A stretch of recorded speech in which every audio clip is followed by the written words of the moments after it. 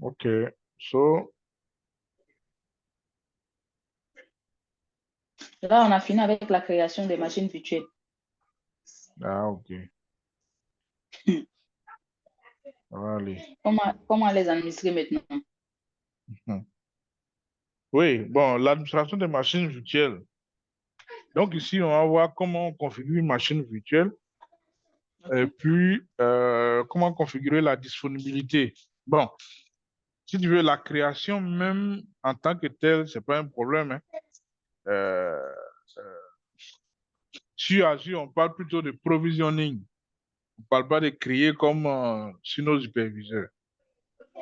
Parce que le provisioning, c'est encore plus... Il y a plein de choses qui sont automatisées dedans. C'est presque semi-automatique, donc c'est rapide. Hein?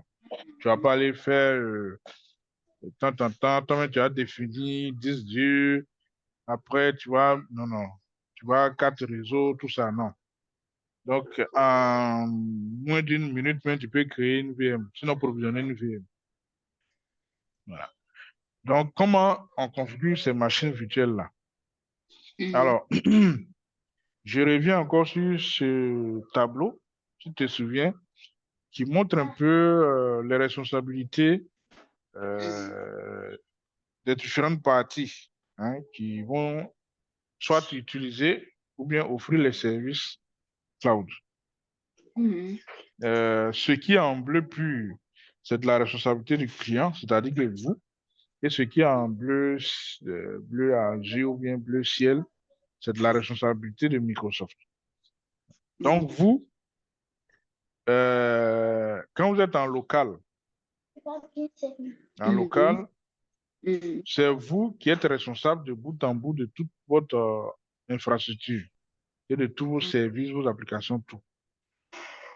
Quand vous êtes dans la partie infra, c'est-à-dire ce qu'on a vu jusque-là, création de comptes de stockage, les réseaux, les subnets, les interconnexions, ça c'est dans la partie infra. Donc, il y a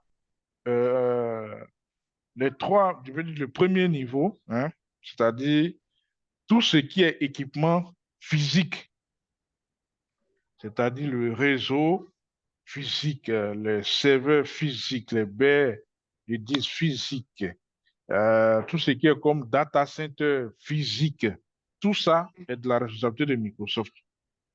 Après ça, tout le reste est sous votre responsabilité. Donc, c'est pourquoi quand les gens disent non, on va aller sur le cloud, est-ce que, en regardant ce tableau, ça montre simplement que Microsoft vous prête, sinon vous loue son infra. Tout le reste là, lui, il s'en occupe pas. Et la sécurité, vous donnez et quoi, c'est tout ça est de votre responsabilité. Donc, si tu penses que tu es sur le cloud et que c'est Microsoft qui doit backuper tes données ou bien sécuriser ton infra, alors là, tu as tiré par terre. Peut-être que c'est un langage que les gens ne comprennent pas, mais c'est ça. Voilà. C'est comme si Orange a construit son data center et puis tu dis à Orange, bon, moi, je veux peut-être une VM là-bas pour gérer mes applications. Orange te donne juste l'accès. Orange te garantit que le bâtiment sera toujours là, quel que soit le problème, que le réseau sera toujours disponible, que les serveurs seront toujours disponibles. Mais à part ça, là, tout ce que tu vas faire avec ta VM, si tu vas installer, je ne sais pas quoi dessus, tu vas mettre un logiciel qui fait quoi, tout ça, c'est de ta responsabilité.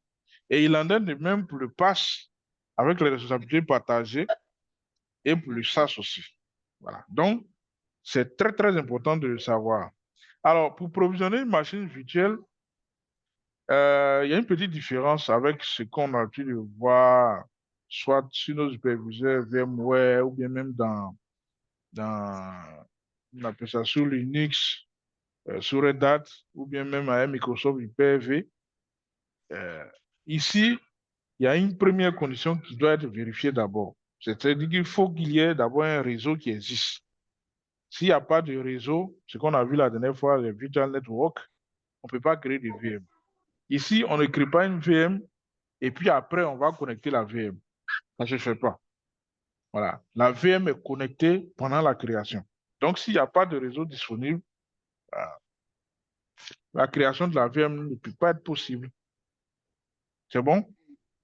Mhm. Ça, c'est vraiment la condition, quoi. À part ça, le reste, c'est ce qu'on connaît. Tu lui donnes un nom, tu choisis l'emplacement, voilà. Et puis, le tarif, tout à l'heure, tu me parlais des VM. Alors, on va voir je vais te montrer un peu ou bien où tu peux aller voir les différentes catégories de VM, les sous-catégories, tout ça, et puis ce qui sied avec votre projet qui est en cours. Mais concernant l'emplacement, alors, la bonne pratique consiste à choisir un emplacement qui n'est pas loin, trop loin de vous géographiquement. C'est-à-dire que nous, on est en Côte d'Ivoire.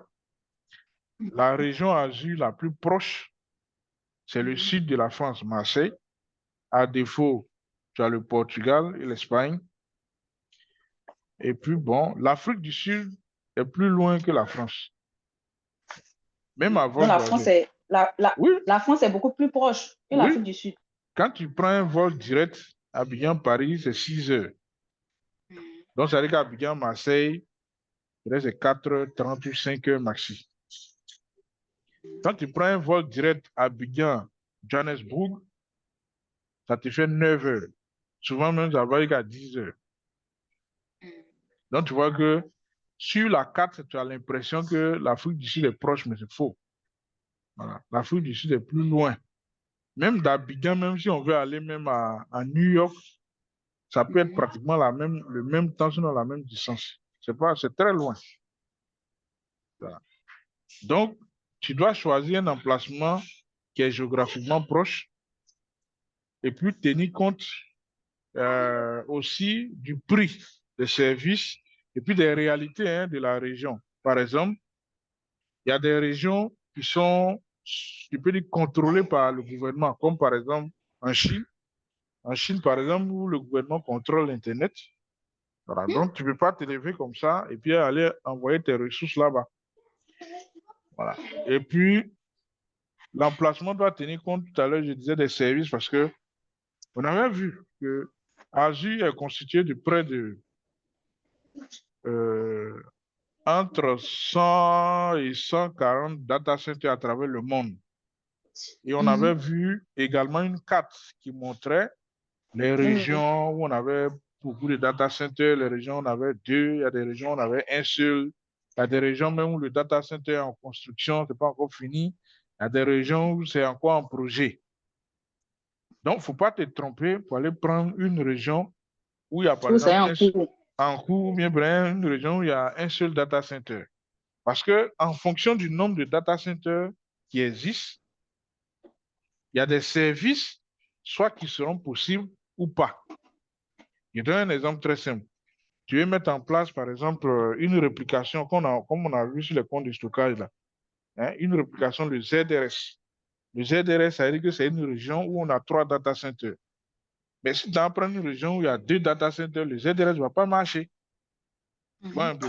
Donc, en fonction du service que tu veux déployer, il faut regarder quelles sont les régions qui peuvent t'offrir tes services-là. Il y a ça. Autre considération, les prix. C'est-à-dire que le même service n'a pas le même prix selon la région. Donc, par exemple, je prends une virtual network. Si par exemple, la virtual network coûte $10 aux États-Unis, mais en Afrique du Sud, ça n'aura pas le même prix. Pourquoi? Parce que selon les financiers qui font fiscalité ou autres, alors on va déterminer le coût d'un service en fonction de toutes les charges qui sont liées au service. Donc, il y a ce qu'on appelle les charges fixes et les charges variables. Bon, là, c'est un coût de finance.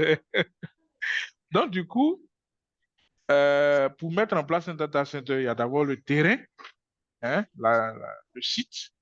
Donc, 1 m² aux États-Unis n'a pas le même prix qu'1 m² en Afrique du Sud. 1 m² en Inde n'a pas le même prix qu'1 m² en Europe. Donc, tu vois que quand on va implémenter, forcément, les services n'auront pas le même prix. Voilà. Il en va de même, hein, pour, par exemple, la main-d'œuvre. Un ingénieur senior en Europe va toucher autour de 3 000, 3 500 euros par mois. Alors qu'en Inde, hein, le même ingénieur senior, il va toucher tout au plus peut-être 1 000 euros. Je crois que ce n'est pas la même chose. Donc, le coût d'implémentation d'un data center en Europe sera forcément très élevé par rapport à un data center qu'on met en place en Inde. Donc, du coup, les mêmes services n'auront pas le même prix. Je ne sais pas si c'est clair. C'est bon? Voilà. C'est comme, par exemple, tu prends une maison. Bon, je ne dis pas, comme aujourd'hui, les gens ont tout modifié. Sinon, avant, si tu payais, par exemple, un terrain de 600 mètres carrés à Abidjan à 5 millions, au village, ils vont te dire de payer peut-être 50 000. Tu vois un peu la différence.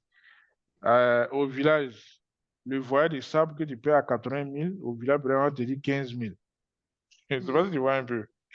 Je Bon, vois, je vois. le prix du ciment, bon, ça peut être pareil partout, mais la main-d'œuvre, pendant que le maçon est payé peut-être à 7 000, 8 000 à Abidjan, au village, le maçon à 5 000. Le manawa, au village, c'est 1 000 francs, 1 500 à Abidjan, il va prendre 4 000 ou bien 5 000. Donc, quand tu vas construire la même maison au village, tu construis la même maison à Abidjan, tu passes par exemple du simple au double ou au triple. Non, si tu loues la même maison au village, C'est parce que c'est pas la même réalité, en fait. voilà. Donc, si tu loues la même maison au village à 30 000, à Abidjan, Ici, là, peut-être tu as loué à là, 200 000. 200 000, hein. Voilà. Et c'est la même chose. C'est C'est trop la moins même, sur la 180. voilà, c'est la même chose avec Azure. Voilà. Donc, les différents types de machines virtuelles que Microsoft propose.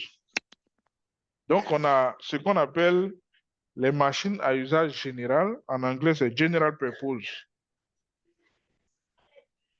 Il faut pas dire moment fait.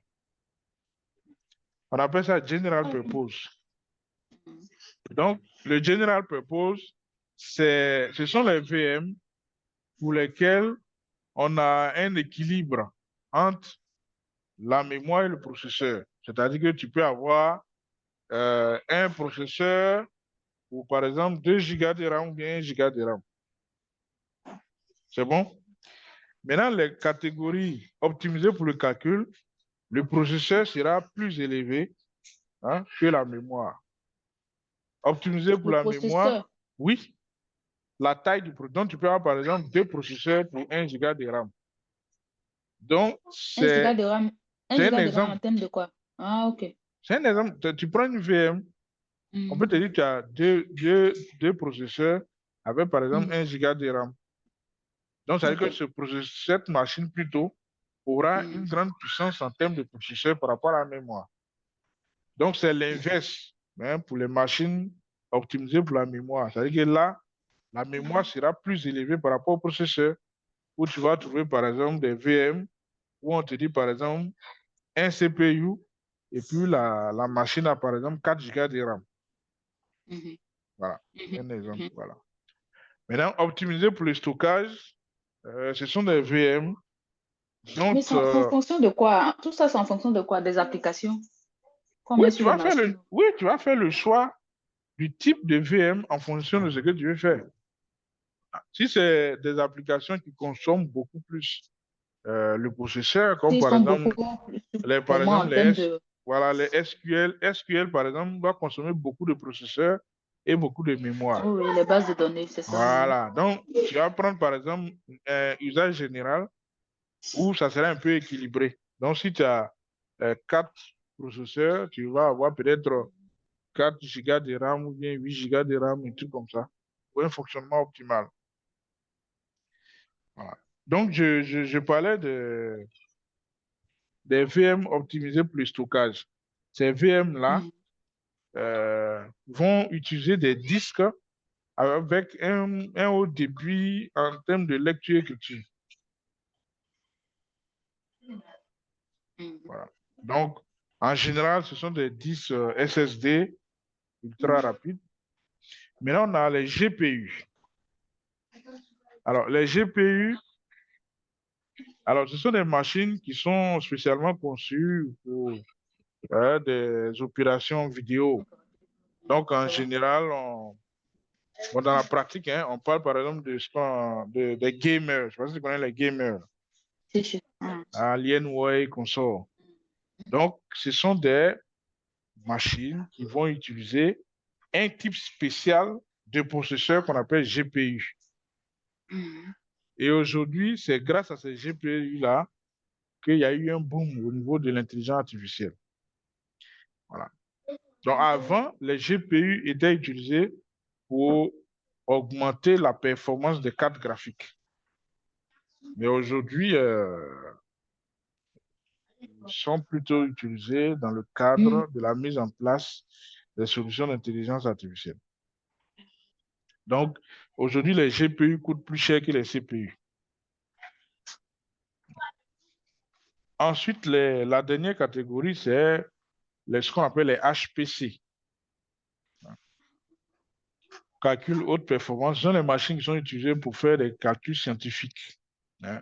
Donc, ce sont des machines qui sont rapides et puissantes, donc qui sont capables d'exécuter des opérations complexes scientifiques.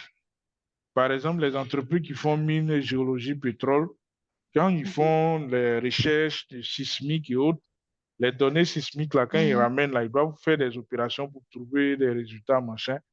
Ils ont des applications, là, on ne peut les installer que sur les machines HPC. Parce que si tu installes cette application-là sur un PC normal et que tu lances le calcul, qui est assuré que... Ça va planter. Peut-être ton PC même va prendre feu.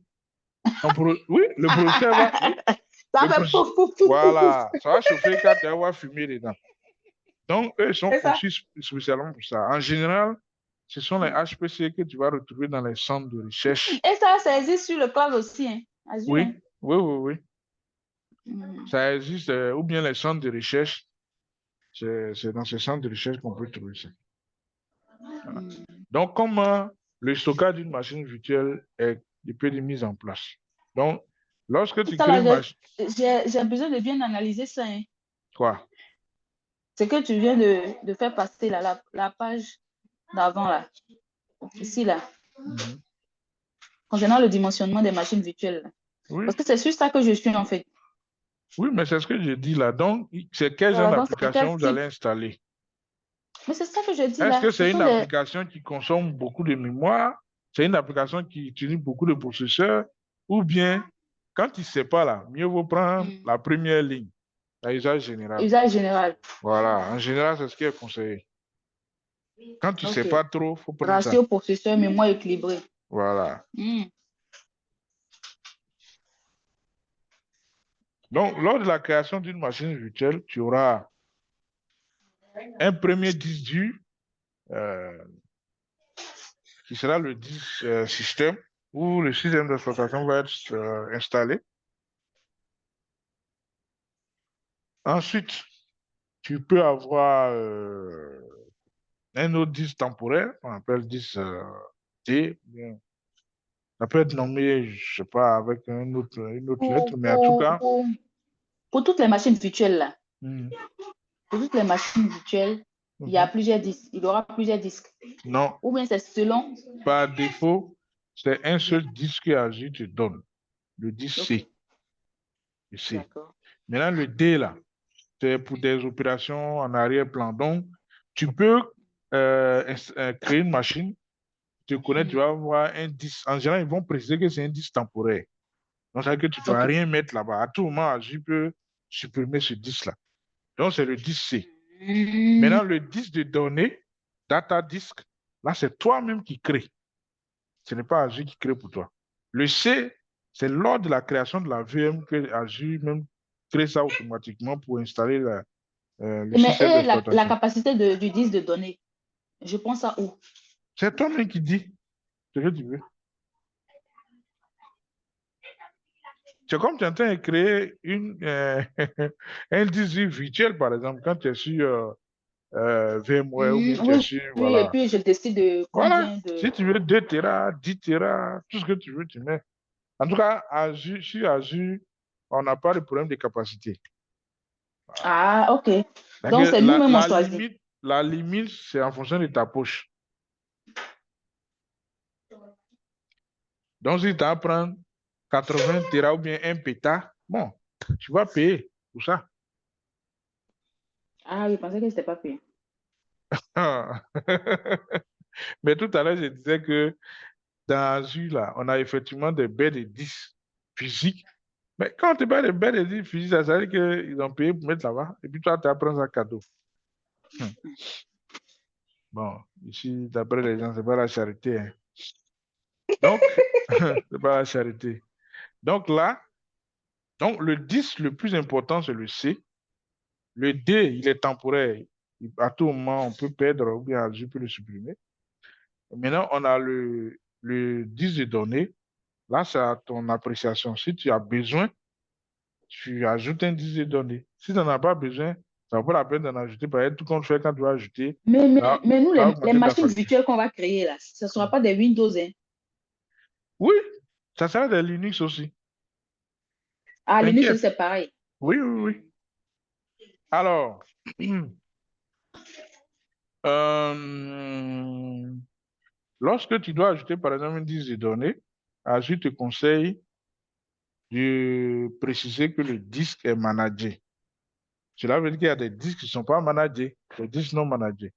Alors, un disque managé, c'est un disque qui permet à Azure faire des opérations. Par exemple, si tu veux sauvegarder les données qui sont sur ce disque managé, voilà, la solution de sauvegarde d'Azure peut le faire. Mais si tu mets un disque non managé, c'est comme si c'est un disque isolé dans Azure et c'est toi seul, l'administrateur, qui a accès au contenu de ce disque.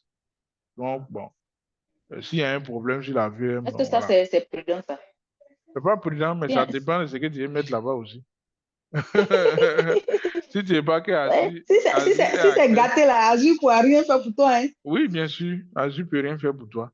Mais cela veut dire aussi que toi-même, en faisant ça, tu prends tes Tu dispositions sais, pour que, c'est-à-dire, tu sais ce que tu fais. voilà, tu Quand prends tu tes décides de dispositions. prendre un disque qui n'est pas manageable, là, tu sais ce que tu fais, hein. Voilà. Non, mais il y a ils ont prévu ça parce qu'effectivement, il y a des situations où on a besoin de faire ça. Par exemple, on a les représentations diplomatiques comme ça, eux, là, eux ne peuvent pas prendre des disques managés, hein. Eux sont obligés de prendre des disques non managés où ils vont mettre leurs données. Et ces données-là, c'est eux-mêmes qui les gèrent. Même physiquement, même quand tu vas dans une représentation diplomatique, si tu as un serveur, quand le disque dur se gâte, et puis on remplace là, ce qui est gâté là, eux ne donnent pas ça aux constructeurs, eux-mêmes gardent chez eux. Ils ont une procuration pour ça. C'est bon? Donc, tu pourras créer une machine virtuelle et puis te connecter en utilisant le Bastion, le RDP ou bien le SSH. Bon. Alors, le Bastion, j'avais déjà expliqué, hein, au moins on voyait le réseau. Donc, c'est un sous-réseau spécial qui est dans un réseau qui permet de contrôler, hein, ou bien de centraliser, ou bien ouais, c'est ça, de centraliser, de contrôler, de sécuriser, hein, toute demande de connexion vers nos serveurs, hein, depuis un emplacement X. Donc, que ce soit par RDP, par SSH, hein, tout doit passer par le bastion.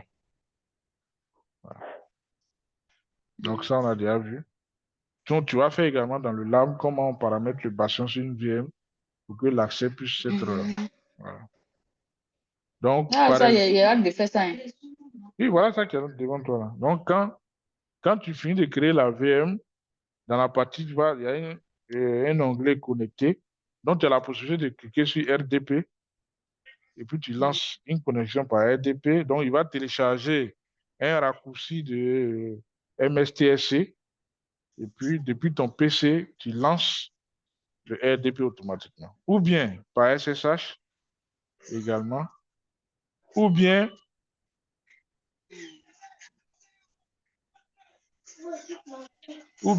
en passant par le bastion. Donc, normalement, dans le lab, tu vas voir tout ça.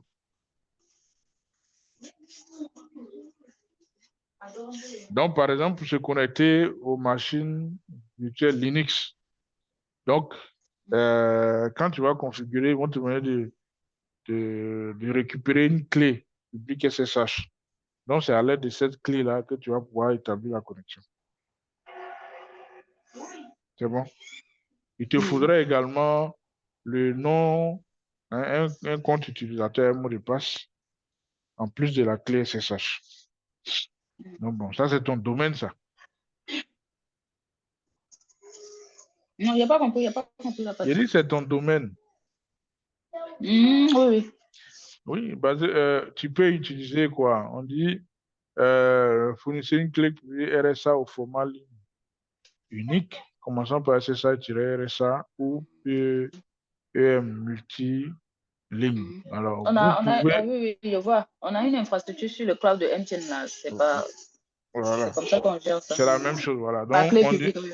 voilà, vous pouvez générer des clés SSH en utilisant SSH Keygen sur Linux, mais voilà, ainsi de suite, ou bien PuTTYGen. Donc, il faut utiliser cette clé-là, en plus de ton login et ton mot de passe, pour pouvoir te connecter à tes VM qui sont en version Linux. C'est bon? C'est bon. Okay. Maintenant, pour la disponibilité. Alors, la disponibilité, c'est quoi?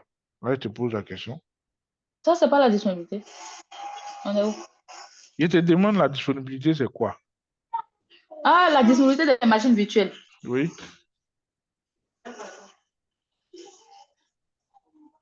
La disponibilité, c'est...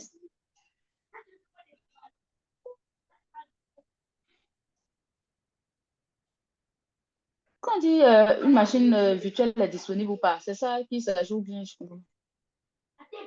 Je n'ai pas compris. La machine est... Lorsqu'on dit une machine est disponible, c'est lorsque la machine est accessible. Bon, oui, c'est ça, mais pas vraiment ça. C'est pas complet. C'est pas Donc, complet. oui, donc ça veut dire que toute machine qui est accessible, on parle de disponibilité. Hmm? Oui, déjà, premièrement, c'est ça. Oui, la machine est joignable, disponible, mais quand on Ou bien, parle de c'est pas de ça. disponibilité, oui, c'est de ça, mais il faut aller un peu plus loin, je vais dire. La disponibilité, La c'est machine, lorsque... il est accessible Uh-huh. lorsqu'on peut se connecter à cette machine. Oui, ça c'est Parce le qu'elle peut premier être... niveau. Ça c'est le premier. Il faut Ah, aller un peu plus loin. Sinon, ce que tu dis est juste. Mais on parle de disponibilité lorsque, par exemple, la machine ou bien le service est disponible ou bien peut être toujours disponible, peu importe ce qui va se passer. Là, tu comprends maintenant. Par exemple, tu as une VM qui porte une application, par exemple SQL, et on veut que SQL soit disponible. là, on va C'est-à-dire plus que loin. On parle des logiciels maintenant qui sont installés sur la oui, VM. ça peut être même la VM elle-même ou bien l'application. C'est un exemple que je donne. Mais on parle de disponibilité lorsque, peu importe l'incident, hein, on puisse toujours joindre notre machine. C'est bon? Parce qu'il y a Donc, des machines qui sont accessibles, mais pas disponibles. Hein. oui, ça veut dire que eux, là, quand il y a un problème, ils sont plus joignables. Tu vois un peu. Donc, on parle de disponibilité. Quand on parle de joignables aussi, là, ils sont pas joignables par quoi? Souvent, le ping marche, le SSH ne marche pas. C'est Voilà. quoi? Bon, ça, il peut y avoir beaucoup de raisons. Ou bien souvent, même tout ça marche. Et puis, peut-être un Le accès. service même qui est à l'intérieur ne tourne plus. Voilà, ou bien peut-être tout marche et puis un accès HTTP ou HTTPS ne marche pas. Il y a tout ça, il y a des ports qui peuvent être fermés.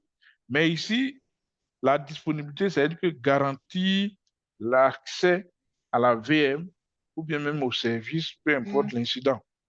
Donc ici, on nous donne trois situations. Hein. Par exemple, lorsque tu as une maintenance non planifiée, je dis n'importe quoi, hein, tu as un serveur qui est là, où il y a des VM, et puis un coup, tu as un processeur qui passe au rouge. Et puis la machine commence à crier. Bang, bang, bang, bang, bang, bang. Bon, là, il faut forcément que tu interviennes. Voilà, même si c'est des trucs critiques, mais là, mieux vaut intervenir maintenant. Donc, comme il y a des VM, et puis c'est une maintenance non planifiée, qu'est-ce qui se passe? On a ce qu'on appelle la migration directe en anglais, direct migration. Donc, ça veut dire que là, dès que tu commences peut-être à arrêter la VM, tout ça, toi-même, tu déplaces les VM. Hein? Déplaces les VM vers d'autres machines physiques et puis tu fais ton action de maintenance. Parce que c'est quelque chose que tu n'as pas prévu. Mais quand, par exemple, à côté de cela, tu as un temps d'arrêt inattendu, c'est-à-dire que ton serveur tourne, et puis un coup, on coupe courant. On coupe courant, tu comptes sur tes...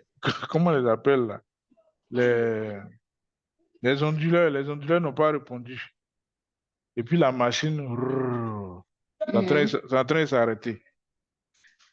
Qu'est-ce qui se passe? Aussi, le système est prévu pour que, et aussi les VM soient déplacés. Mais comme ça n'a pas été déplacé correctement, c'est que les VM seront dans un état, ça fonctionne, hein, mais dans un état un peu bizarre. Et lorsque la machine va revenir, les VM seront réparés. C'est pourquoi on parle de réparation. Donc là, on fait une migration automatique sans intervention humaine. Et puis, après, les VM sont réparés. C'est bon? Donc, action. Il faut répondre. Maintenance non planifiée.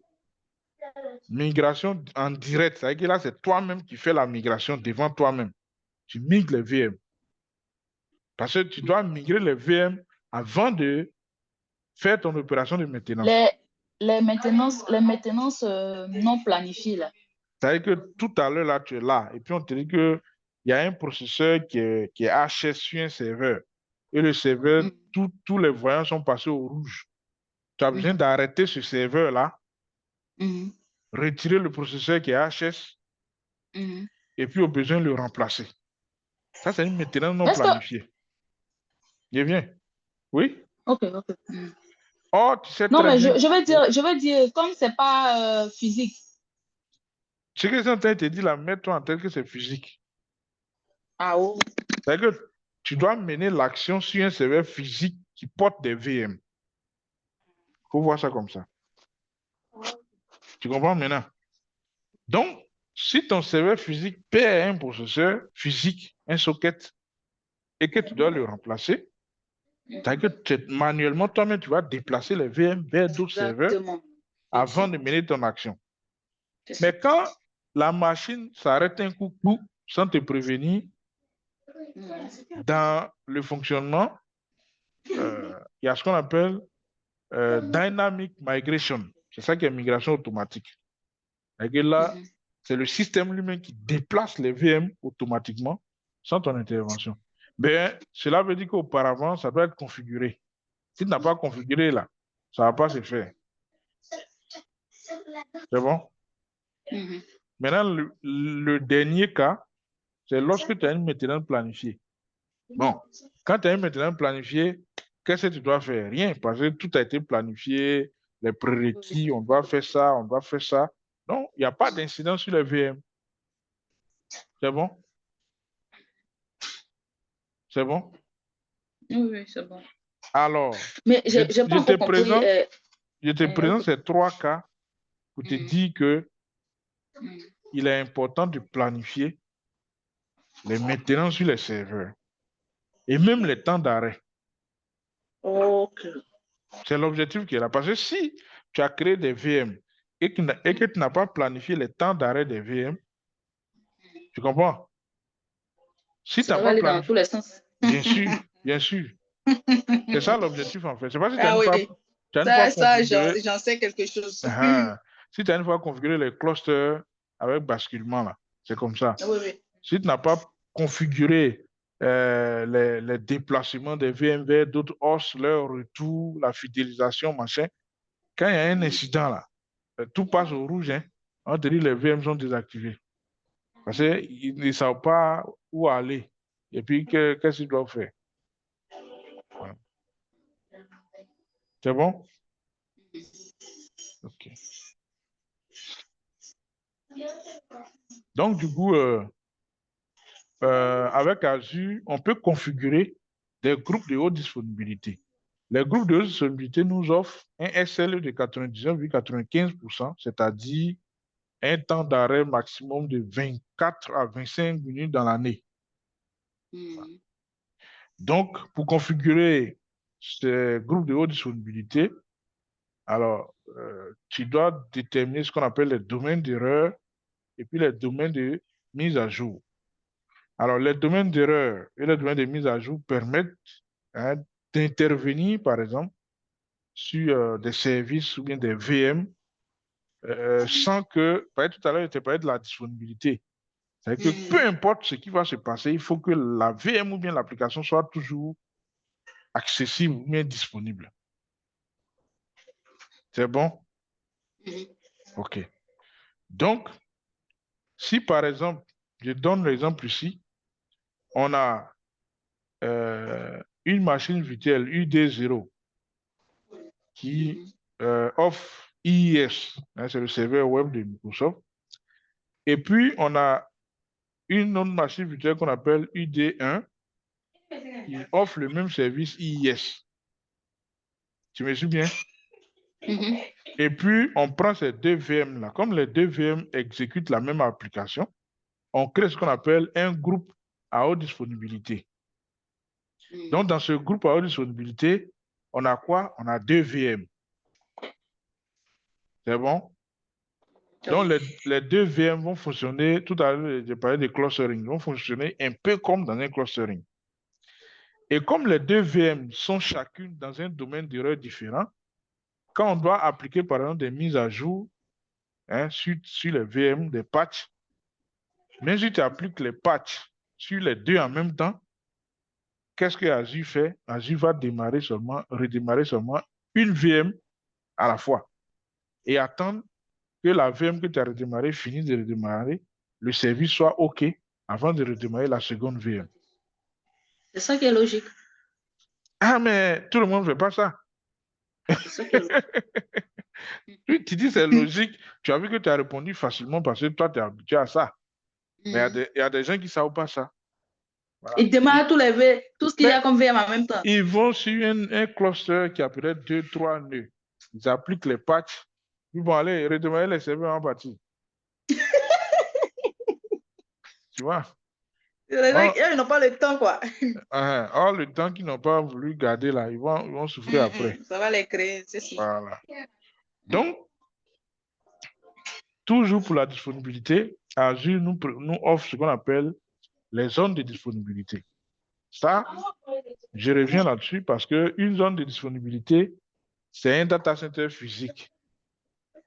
Donc, quand tu prends une région Azure, tu as 3 zones de disponibilité qui représentent les 3 data centers. Et chaque data center qui est une zone de disponibilité a en son sein 2 data centers virtuels. C'est comme un clustering en fait. Donc, tu vois que c'est quelque chose qui revient. C'est-à-dire qu'on ne dit pas ça ouvertement, mais dans la configuration, c'est comme ça. C'est-à-dire que dans le même data, c'est comme tu prends, toi, ta salle serveur là, et puis tu as 2 racks. Et puis tu as la même configuration du rack 1 qui est sur le rack 2. C'est comme un backup. Voilà. C'est un peu ça. Donc, chaque data center physique a en son sein une configuration pareille qui fait que peu importe le problème qui va se produire dans un rack, les équipements qui sont dans le rack là, pardon, les services qui tournent sur ce rack là, soient toujours disponibles, soient toujours joignables. Et c'est transparent hein, pour l'utilisateur. Bon, toi, tu es technicien, donc c'est pourquoi je t'explique tout ça. Mais un utilisateur final ne saura jamais que peut-être il saura Est-ce pas que que ceux-là, ils savent ce qui se passe derrière même?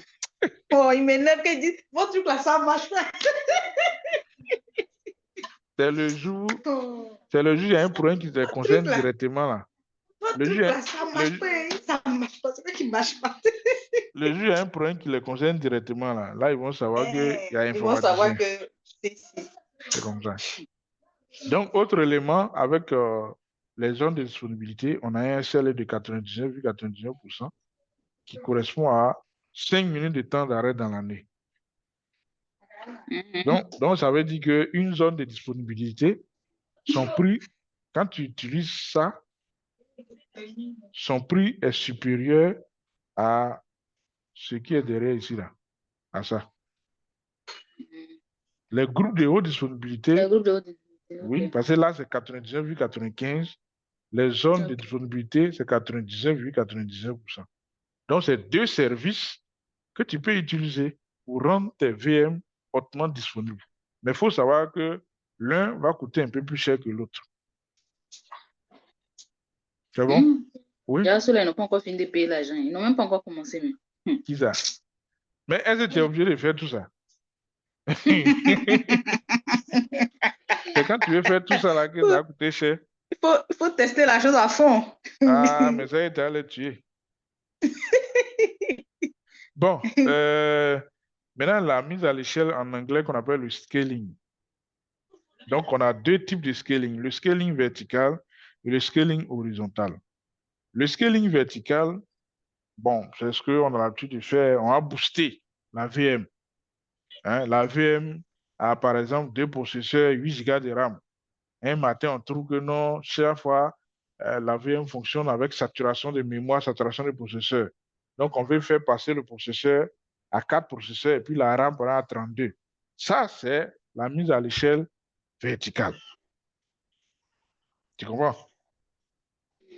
Ça, c'est le scaling vertical. Maintenant, donc dans ce scaling-là, quand on augmente, on parle de scale up. Quand on diminue, on parle de scale down. Scale up, down, up, down, up, down. Donc, c'est vertical. Maintenant, le scaling horizontal, là, on parle de in et out. Donc, quand on augmente, on parle de out. Quand on diminue, on parle de in. Maintenant, lui, il fonctionne comment? Lui, au lieu de booster la VM, on va plutôt multiplier le nombre d'instances de la même VM. C'est comme si on aura des clones de la même VM qui vont fonctionner. Et ici, c'est une très bonne solution hein, pour nos services publics, surtout ceux qui organisent les concours, les examens à grand tirage, tout ça. Parce que quand on dit, bon, comment on appelle ce truc-là même? Résultat concours des gendarmeries. On a besoin de 1000 places. Il y a au moins 45 000 inscrits. Donc, quand on dit résultat là, c'est les 45 000 inscrits plus leur connaissance. Donc, on multiplie 45 000 là au moins par 5 ou 10. Ils cherchent à se connecter simultanément sur l'application pour pouvoir voir leurs résultats. Donc, c'est normal qu'il y ait saturation parce que le serveur qui porte l'application n'a pas été dimensionné pour supporter une telle charge. Alors que avec le scaling horizontal, qu'est-ce qui se fait? On dit par exemple, on a un premier serveur qui va prendre en charge les requêtes. Quand on sent par exemple que le processeur est en train de se saturer, automatiquement Azure va dupliquer la même VM pour faire 2.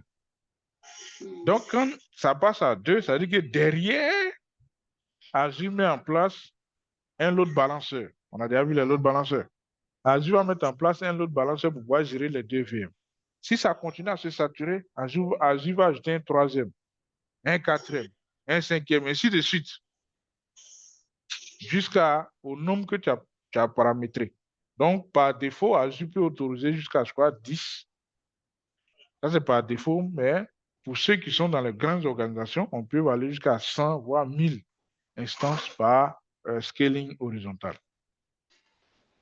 Donc, ça, c'est une très bonne chose. Qu'est-ce qu'il y a le plus conseillé? Ça dépend.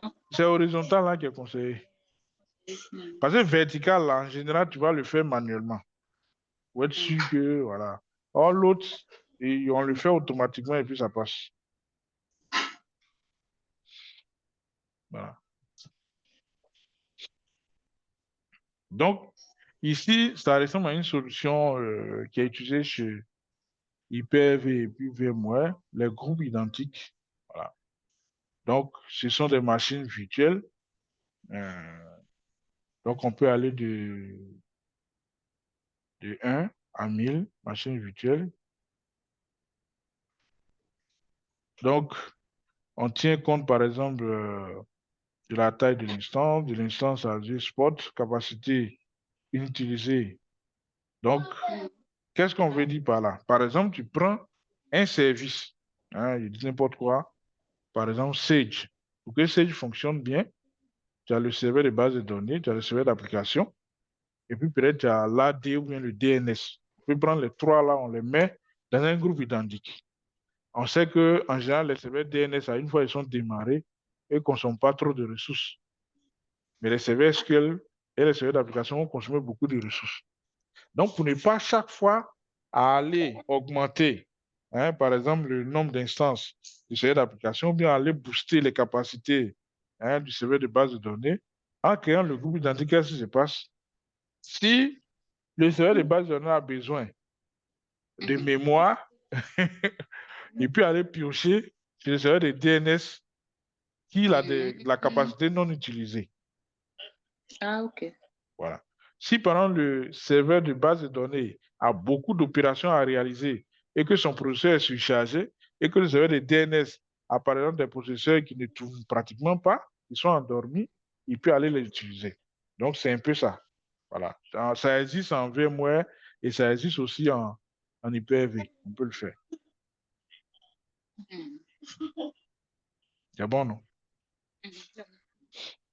Donc, concernant la mise à l'échelle automatique, comme j'expliquais tout à l'heure, on tient compte, par exemple, d'une métrique. Une métrique, c'est une valeur numérique, hein, un peu comme des logs, mais c'est en valeur numérique, qui indique l'état, hein, de bon fonctionnement ou pas d'un service ou bien d'une application. Donc ici, si on prend le processeur, on va dire, par exemple, si le processeur atteint 75%, pendant 10 minutes continues, on augmente d'une instance. Voilà, donc on peut plafonner à 10, donc il va augmenter jusqu'à atteindre 10 instances, donc on aura un load balancer avec un backpool de 10 VM. Et puis, quand comment je fais ça? Les demandes vont baisser et que le processeur, l'achat du processeur va descendre jusqu'à 25%, il va supprimer une VM, une VM, une VM jusqu'à revenir à la VM initiale. C'est comme ça que le scaling horizontal fonctionne. C'est bon? Voilà. Donc, je pense que... Attends, je vais voir ici. Je vais te montrer où on peut avoir les VM Azure.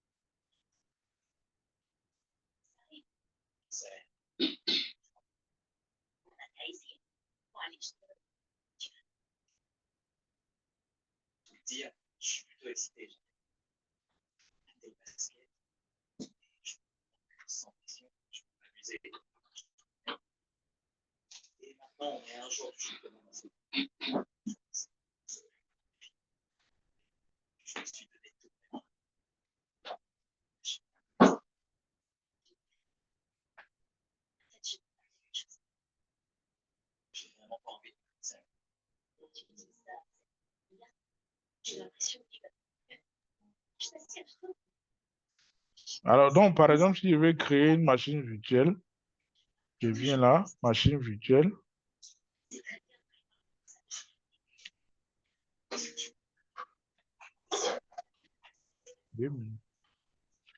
Donc, quand je fais créer Azure Virtual Machine, en fait, ça va te montrer les catégories de VM. Mhm.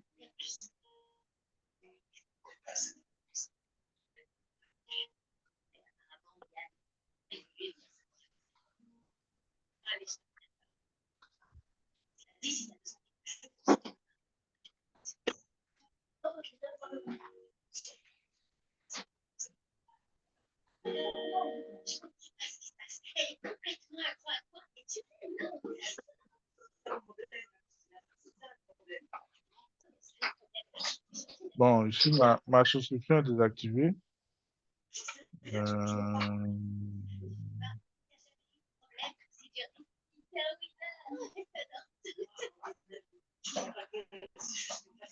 OK.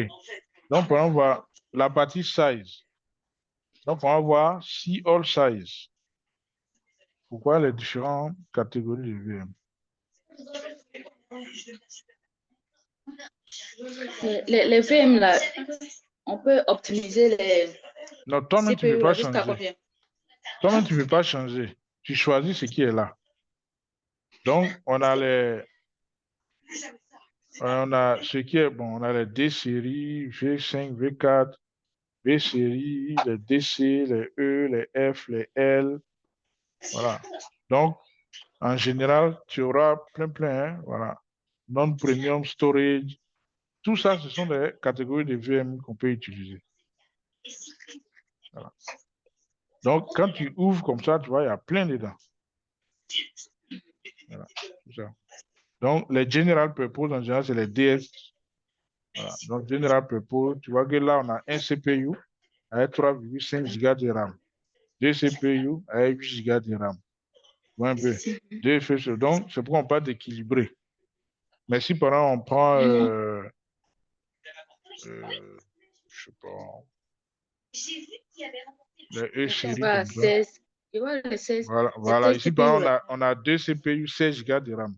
Donc, c'est là où la mémoire est supérieure au CPU, ainsi de suite.